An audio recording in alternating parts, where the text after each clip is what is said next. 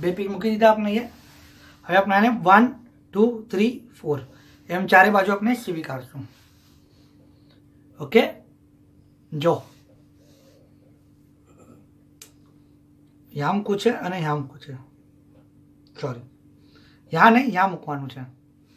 વચમાની chain છે ને એના આજુબાજુ,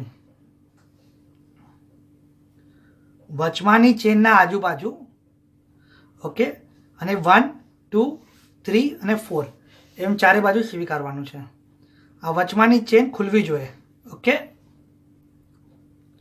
આપણે આટલું કરીએ પછી આગળ જોઈએ. આ આપણે 4x8 ના બે પીસ અટેચ કરી કાઢ્યા છે. ઓકે, હવે આપણે જોઈએ. આ જો,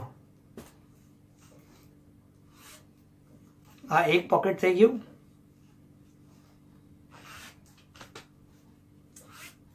આ બીજું પોકેટ થઈ ગયું. ઓકે, અને આ વચમાં આપણી ત્રીજી ચેન છે. ઠીક છે, હવે આપણે શું કરશું,